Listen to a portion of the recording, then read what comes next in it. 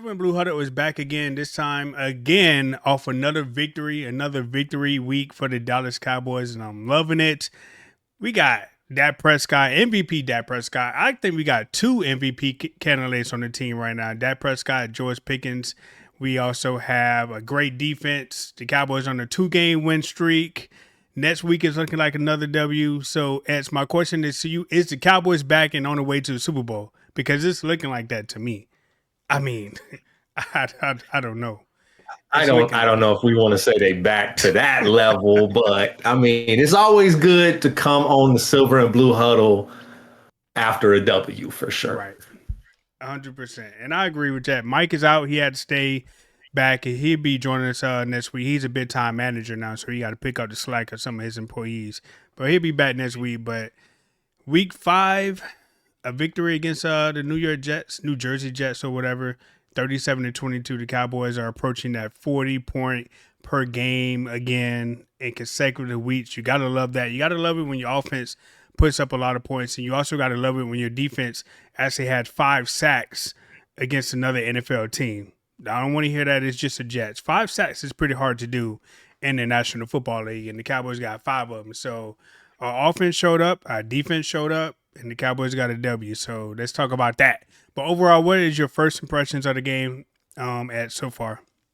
Yeah, obviously, I've said on the podcast, if this defense can just be middle of the road, hold team to that 15 to 20 points, this team's going to be successful because we see an offense that just continues to prove that they're a top tier offense, right? Dak Prescott is throwing the football around to different targets. He's not throwing the ball to the opponent. He's putting the ball in the end zone. He's taking shots where he thinks he needs them. Big throw to Flournoy. He threw the big one to Pickens for the touchdown. He dumps it off on the screen to Jake Ferguson. Jake Ferguson runs it into the end zone from 30 yards out. I mean, but the big thing that we have now that we didn't see last year, and Dak didn't have last year before he got hurt, was we have a run game. Right. And this offense continues to run the football really, really well. Javonte Williams just continues to prove that he was the right pickup in the offseason. We saw Jaden Blue get some run as well. Right. So it was good to see this run game continue its positive momentum.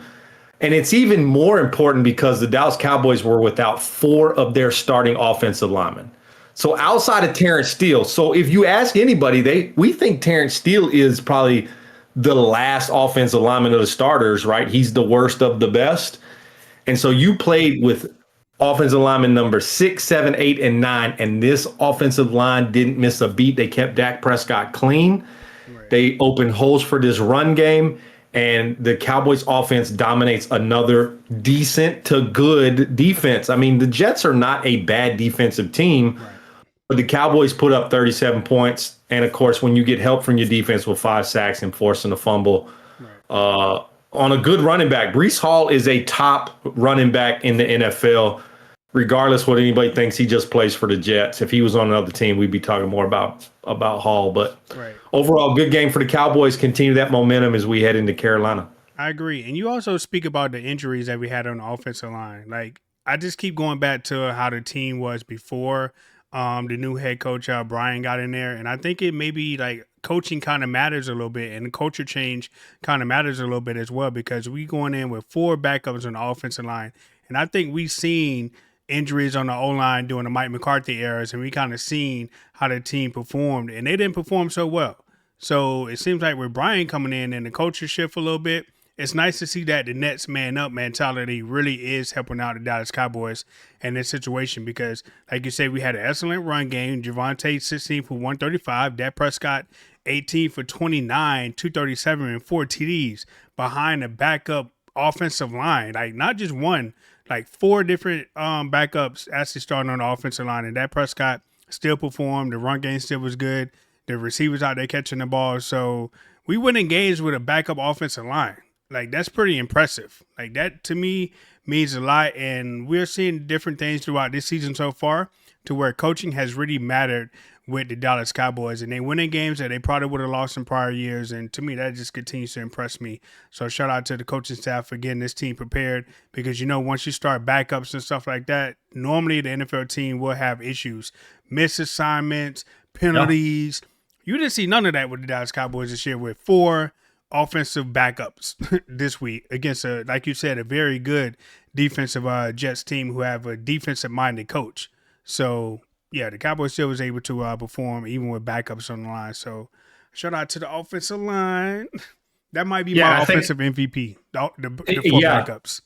I think you have to give that consideration. You got, TJ Bass and Brock Hoffman, who have been here a couple seasons now, Right. who, and they even talked about it on the broadcast. Like, typically when you get an offensive line, you have your starting 5, and then you have a couple guys that you feel can step in.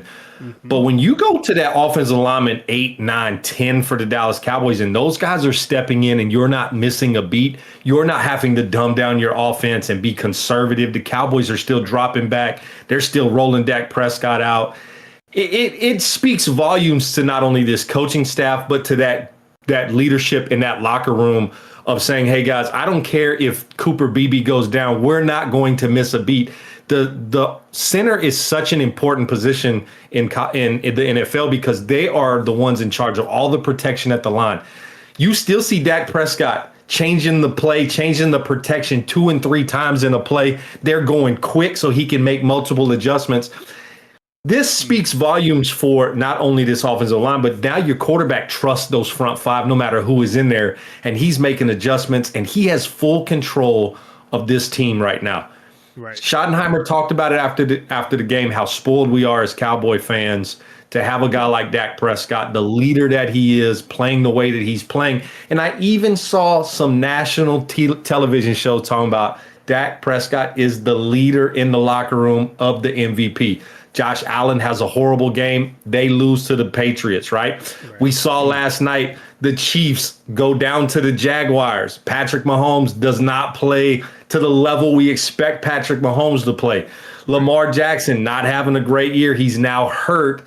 Cooper Rush is now having to play for the Ravens. This is Dak Prescott's MVP to lose. If he just continues this momentum that he's got going, he's holding up the MVP trophy and hopefully some more hardware at the end of the year. Oh, I totally agree. I mean, if we had to keep it honest with the MVP conversation, and we were just going directly off of quarterbacks, I think you got Dak Prescott, and you probably also got Baker Mayfield. Baker Mayfield is definitely putting out his mind, but not to the level of a Dak Prescott, and I might be a little bit biased in that, Brett. Dak is balling, man. Like everybody is recognizing it. Everybody is recognizing, even on ESPN. Stephen A. Smith is giving Dak Prescott some love, and that normally does not happen. So hopefully Dak Prescott can continue to play this well every single week, because this truly probably should have been his second MVP trophy, because we know what happened with the first one. It was stolen from him, but that's okay though. That's okay. So again, just think this is without his superstar wide receiver, CeeDee Lamb. Yes. Right. This is also without Kevontae Turpin, who now is hurt. The injuries on this offense should have made the Cowboys score 25 or less points in this game. Mm-hmm. And Dak Prescott willed this team. He said, we're not going to slow down. We're going to keep trucking. We're going to find guys that are open. Some guys got to step up. You see Ryan step up. Yes. You saw Tolbert step up. Jake Ferguson continues to play well.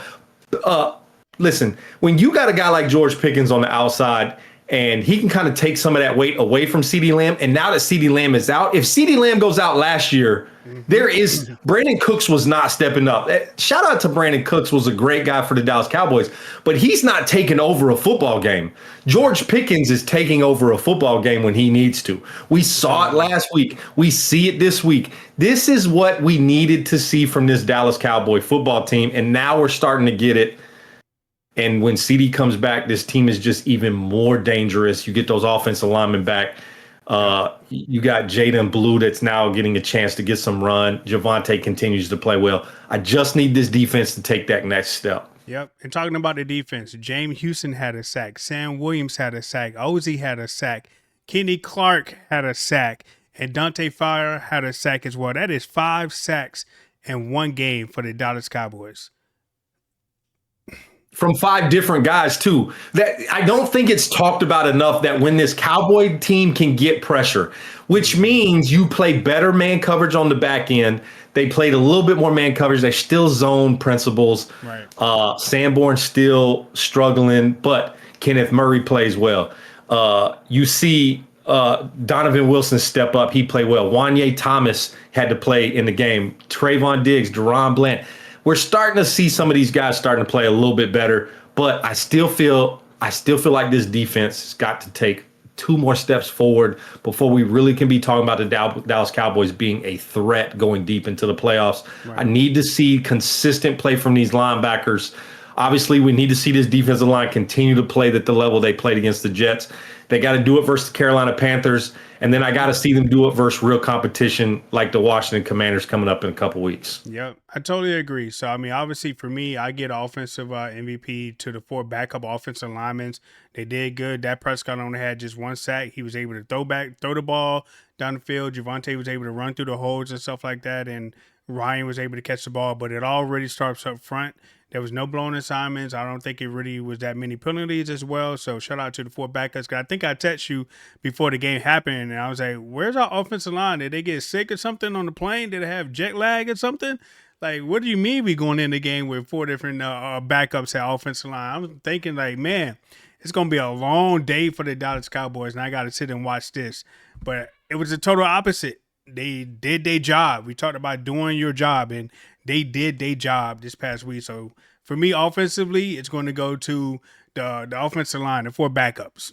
Who would you pick for offensive MVP? Yeah, offensively, I think you hit it right on the head. But I think offensively, we have got to give so much love to Dak Prescott. Like this guy just continues to command this offense. So I'm going to go co-MVP, Dak Prescott, and then that guy he's got in the backfield, Javante Williams, Right. continues to just be a superstar at running back for us. Exactly what we needed. No disrespect to Rico Dowdle. We'll get to him here in a minute when we talk Yes. about the Panther game. But we did not have a running game like this to start the year last year. Now, Rico came on a little bit late, had some really good games as we got later in the season, but Williams continues to prove that injury he had in Denver really derailed the momentum he had because he was looking like he was going to have a really good career. He comes back from the injury. He's now past a year from that injury, and he is starting to look like the running back we thought he was going to be. So those are Yes. my two co-offensive MVPs. I really feel like we can give Dak the MVP every single week, Right. but definitely this week with the four backup offensive linemen didn't take a step back. Right. And one more thing about those offensive linemen, and you talked about Mike McCarthy struggling when he had backups in. I think the difference is that Mike McCarthy really let offensive linemen out to die when they were backups. There was no Right. help for those guys, right? Mm-hmm. You saw Brian Schottenheimer in that protection. They're chipping with the running back. They're keeping the tight end in the block. They got double tight ends with Schoonmaker and Ferguson. They're staying, keeping the extra guy in. They're sliding the protection on where the play is going. Dak Prescott is sliding with the offensive line. This is the coaching we were talking about. This is where I feel like, as good as Mike McCarthy was as a head coach, he has a Super Bowl underneath his belt. Brian Schottenheimer is out coaching Mike McCarthy, and it's not even close right Not now even. with how he's protecting his quarterback, how he's protecting his offensive line, and how he's running this team. Brian Schottenheimer continues to prove that Jerry Jones and Stephen Jones made the right decision. Now, we may look back at this and say, well, he had a good 4 or 5 game run. But Mm-hmm. I'm hoping at the end of the year, we're talking about Brian Schottenheimer as a coach of the year candidate, especially how he's coaching right now going into this 6th game of the season. I agree. I do want to say one thing while we're talking about the coaching and his play calling a little bit. Like I think in the second half, he still was kind of really being like really super aggressive. Maybe definitely heading into the fourth quarter. I wish we was able to just continue to hand the ball off either to Javante or even Jaden Blue. But they still was out there passing. I mean, we was up. We had 30 something to maybe six at that point and into the fourth quarter. I just was so afraid of injuries, man. Like you just never know. And you have your quarterback out there and you up 25, 30 points heading into the fourth quarter and he's still out there passing.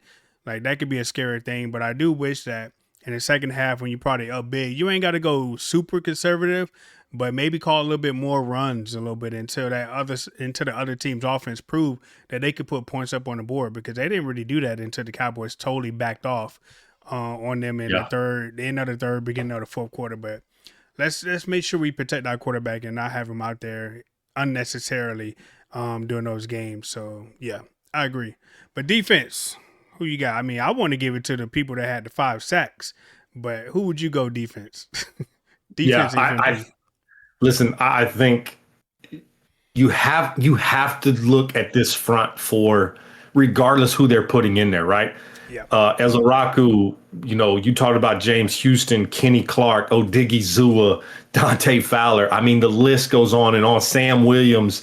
I mean, this front four of the Dallas Cowboys is just rotation, rotation, rotation. We even see Jadeveon Clowney in there putting pressure on the quarterback. Marshawn Nealon putting pressure on the quarterback. I mean, this is what I'm talking. Solomon Thomas in there playing well. I just feel like this front four that they have, if not having to blitz with your linebackers and can get pressure with these front four, is going to help this Dallas Cowboy defense out. So absolutely, you got to give it to these guys. Shamar James is going to be one of my MVPs as well. 15 tackles, Yes. 8 solo tackles, 15 total tackles. The guy was all over the field. Now, a lot of that was in the second half when they kind of backed off and he's coming up making plays. But Hmm. the rookie getting a chance to play, Wanye Thomas, Donovan Wilson, all played well Right. yesterday or on Sunday, making good plays. But definitely that front four has got to be the defensive MVP because they are the reason your back end can make plays is because those front four are making plays up front. Now, Justin Fields is one of those guys his whole career that holds on to the football. I still feel like he holds on to it way too long. Right. And until he figures that out, he's going to be middle to the back of the pack quarterback. But you got to take advantage of those quarterbacks, right? If they're going to hold on to the football, you got to put pressure on him. And then Kenny Clark and Solomon Thomas and Odigizua continue to be just monsters up the middle. Something we did not have last year, which Right. means we don't have to talk about Mozzie Smith. I did. Mozzie even was Mozzie a Mozzie did play. scratch? I did see Mozzie play. I'm trying to see if he was in the. Was he even in? I did, don't see him did he on get the off the on the bus? defensive report. No plays made by Mozzie Smith, but I want to say he played. He did play. Okay. I mean, going back to the rookie Shamar James, when I first looked at this a few minutes ago, I wondered, like, who the hell is Shamar James? But he was a rookie. And 15 tackles is really impressive, to be honest. Even as a rookie, because I think he took over for Sanborn when he went out of the game. When I saw him walking to the sideline, I mean, I kind of Yep. grinned a little. I kind of like smiled. I was like, I mean, you don't wish injury on nobody, but I wasn't sad that he was not on the field because we know how Sanborn and his coverage is or whatever. But 15 tackles, Shamar James is actually pretty impressive, man. I can't even lie. Even as a rookie, we got him in the 5th round this year. So, yeah, that's pretty impressive. I'm not going to lie. Even in a blowout game, that's pretty impressive. So, shout out to him. So, I would give him like an honorable mention MVP because he stepped up. 8 solo tackles, 15 total. That's pretty good for a rookie in his very first Absolutely. game, probably. But and coming up, we actually got the Carolina Panthers this week. I mean, I would consider it a bye week, but I want to talk about what Rico Dow actually said in the locker room after he rushed for over 200 yards against who was they playing? The Miami Dolphins, I think. Yeah, the Yeah. Miami Dolphins. So he said that the Cowboys are very familiar with what his capabilities are and what his abilities are, and he looked very forward to the game.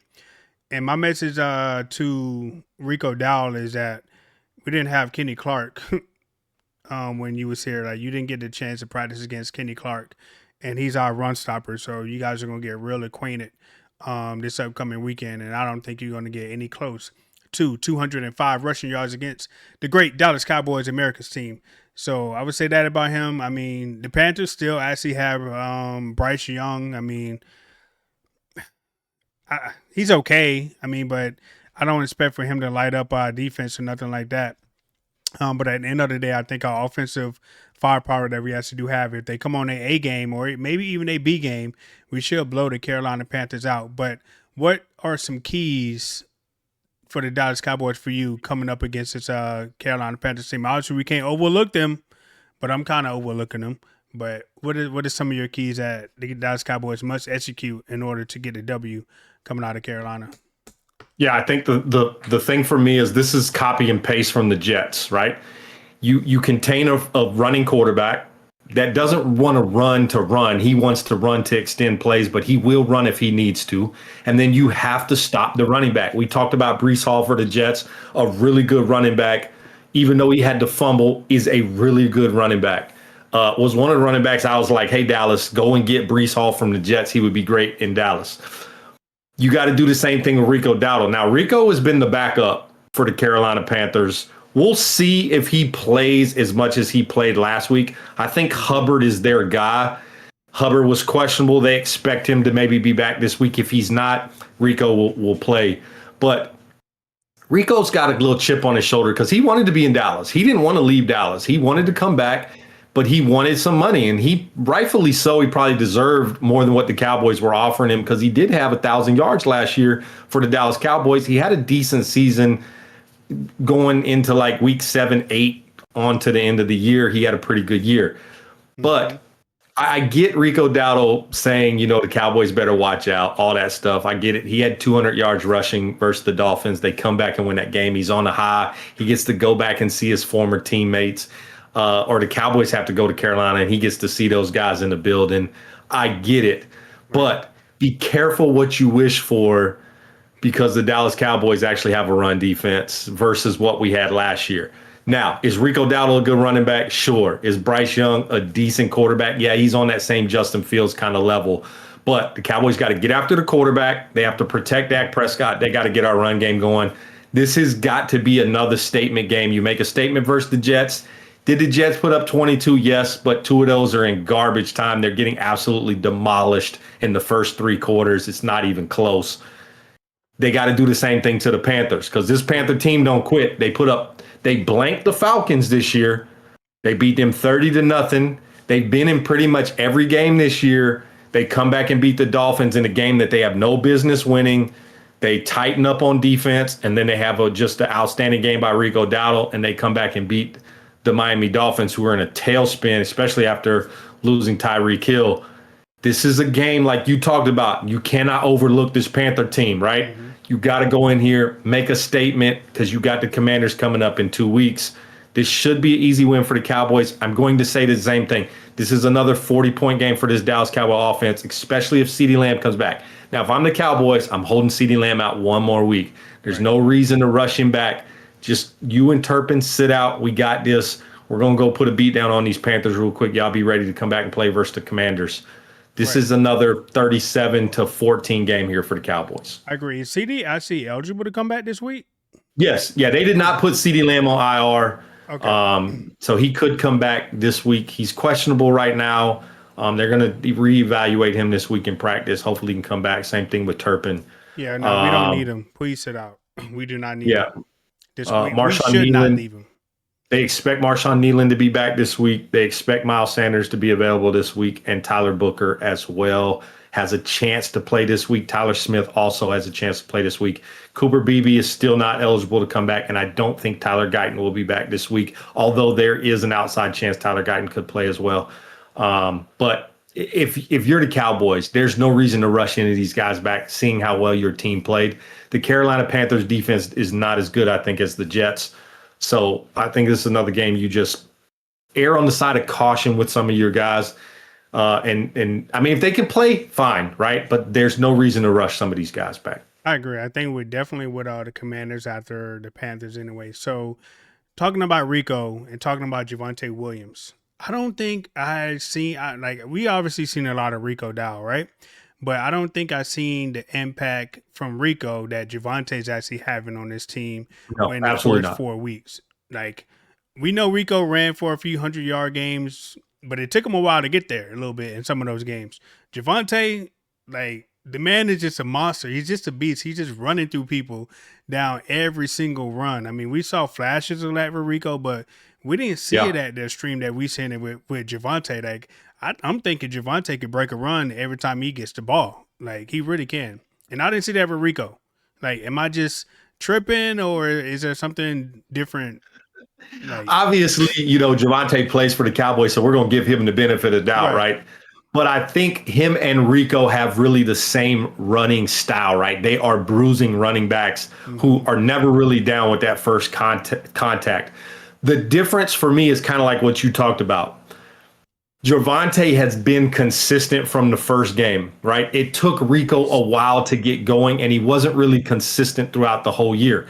Now, there's still 12 games left in this season. Can Gervonta keep that up? I certainly hope so. He has proven that in the first 5 weeks that he is that type of running back. And you're right. Every time he gets the football, there's a chance for him to break 2-3 tackles and he is gone. The difference here is that Rico went to Carolina and is not the starting running back. Right. He went there and he's the backup. Hubbard is the running back. That's their guy. Whereas Gervonta came to Dallas and there's been no doubt he is the starting running back. Everybody else is the backup to him. So I got to give the nod to Gervonta. I don't want to take anything away from Rico Dowdle. Did great things for us here in Dallas. Obviously didn't get to stay, didn't get the opportunity to continue that success with us. But I certainly hope he plays versus the Cowboys, and I hope he has less than 100 yards.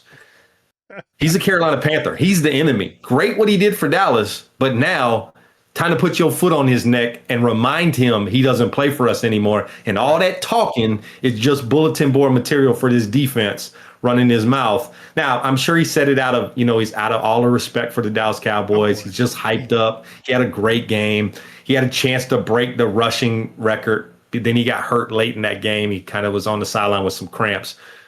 I hope the Dallas Cowboys take heed of that statement and really put him down and put him down quickly and remind him that he had to be the backup in Carolina. He's not a starter. Yeah, and I agree. And again, we're going to get a nod to Gervonta because when we actually signed all these running backs, Miles Sanders, Javonte Williams, and then we drafted Jalen Blue, my first mindset was, even before the season beginning, oh, great, now the Dallas Cowboys have a running back by committee.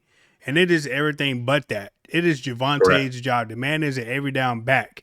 And he don't even need every down because he's getting first downs on first and second downs every time they hand him the ball. I thought he was averaging at least about 6 yards a carry on a year.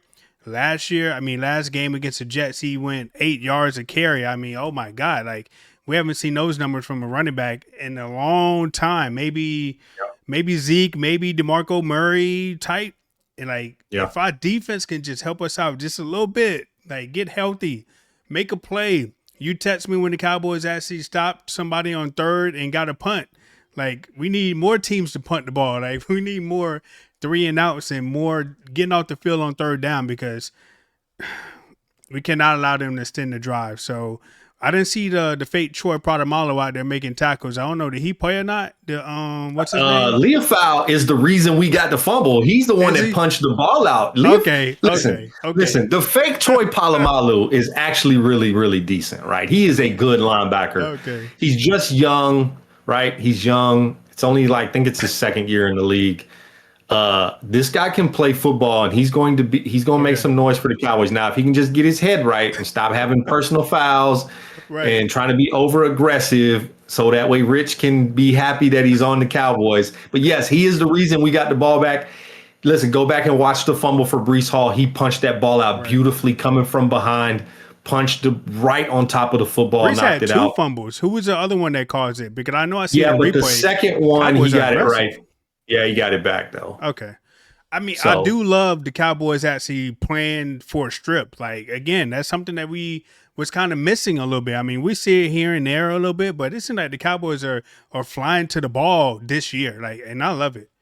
And so did you see the report? Apparently, Leofau,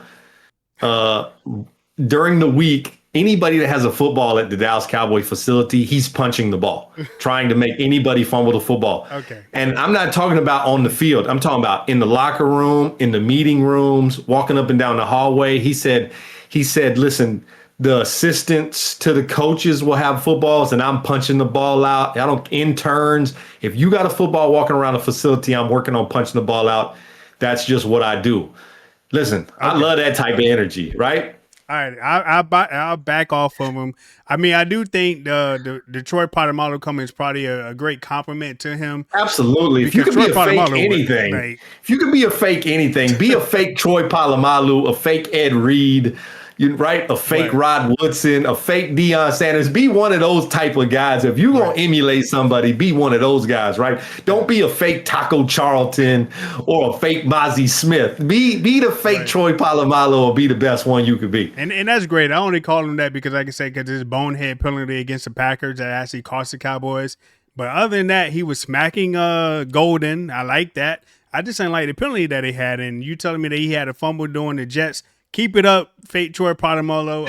I'm on your side, but don't go out and get penalties. Like my man said, Yeah, get your head for sure. right and let up. Like I do love the hit sticking that you out there doing because you is laying the wood on them dudes, man. Like I love it. I love it. I don't like the penalties, but you're doing great, man. So keep it up.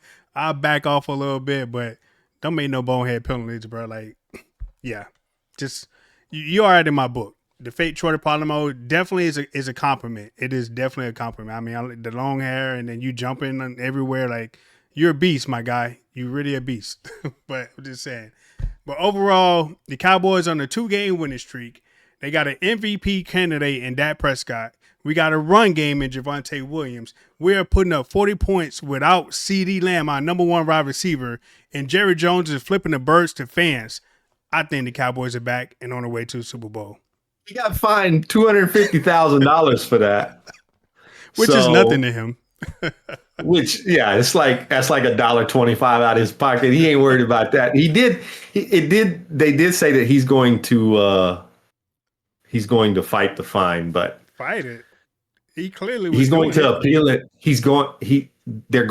Cowboys are going to appeal it. They have until Friday to make the decision.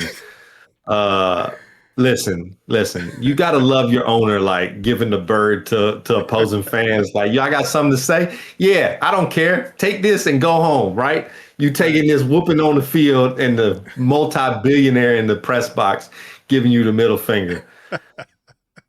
Gotta love our owner, man. Hey, that's Jerry Jones for you, man. Like I said, I think they find like a couple years ago this happened to another owner. I forgot who it was, so this ain't the first time my owner flipping the bird to the fans. It's really not. But Jerry's gonna be Jerry. I mean, the man is old, so he likely to do it again. Or you know how much heat Jerry Jones take on a daily basis. But you know what? You think that affects Jerry Hell, he Jones? love it. He love it. That man is a billionaire. You think when he goes home to his 25,000, 30,000 square foot mansion where he can't see every single bedroom if he wanted to every single day, he's going to the bathroom in a different bathroom every. You think Jerry Jones cares about what you say about him? Please, he don't care. Listen, if he don't care about what his own fan base say about him, you think the opposing fan base can get underneath his skin? Nope. Come on, man. Listen, this man been making those types of decisions, been doing things his own way since he bought the Dallas Cowboys, right? Facts. Tom Landry was the most loved Dallas Cowboy coach, and he fired Tom Landry just on a random day. Didn't care. Get out. You don't coach the Dallas Cowboys anymore. They had his backup. boycotted Yeah. the Dallas Cowboys after they fired Tom Landry. He could care less. And now that he's up in age, he could care less even more. Right. And I think in the documentary, he fired Tom Landry and had dinner with Jimmy Johnson the same night, right? Like Jimmy Johnson was like right down the street. Yeah. So he took Jimmy Johnson to like this Mexican restaurant, said it would be no big deal. No one would notice. And it was front page news the next day. Listen, Jerry Jones don't care. He fired Tom Landry. The only thing good on the Dallas Cowboys was Herschel Walker. He was the only thing good on the Dallas Cowboys. Right. And they traded Herschel Walker so quick. Herschel didn't even know what happened. And what happened to Herschel after that? Nothing. Herschel didn't do anything. He was decent for the Minnesota Vikings, but he wasn't the same type of player he was when he played for the Cowboys. Nope. And it turned into Troy Aikman, Emmitt Smith, and Michael Irvin. Jerry Jones is going to do whatever he wants to do, and he could care less what you think about. I agree. So just the end of the podcast, I'm going to go with the Cowboys to beat the Panthers. I mean, like you said, I think they're definitely going to drop another 40 burger on the Panthers. The Panthers not going to be able to keep up with the Dallas Cowboys in the shootout. So I'm going to roll with the Cowboys. You rolling with the Cowboys? 37. This is a 37-14 game. This is a beatdown in Carolina. Another statement game before we see the Commanders. Yeah, I love it. So the Cowboys will continue their win streak, knock it up to number 3 with the Commanders coming up after that. Hopefully we'll see our healthy offensive line against the Commanders, and hopefully we'll see. I only want to see CD if he's 100% healthy. Like if he needs to miss another game or two, go ahead. Yeah. We might be okay. This is kind of one of those situations where like, okay, how about you just continue to sit out until we lose, and then, we may need you again. But if we continue to win and continue to put up these type of numbers and these young guys continue to make plays, CD, take your time, please. Like, don't come back until you're fully healthy. But Yep. another great week. Next week we'll come up here and have another great week again from Victory Monday, and we'll see the Cowboys win again. So make sure you guys follow us on all our platforms. My man Expert Corner is over there delivering gems on TikTok and streaming Twitch 2K.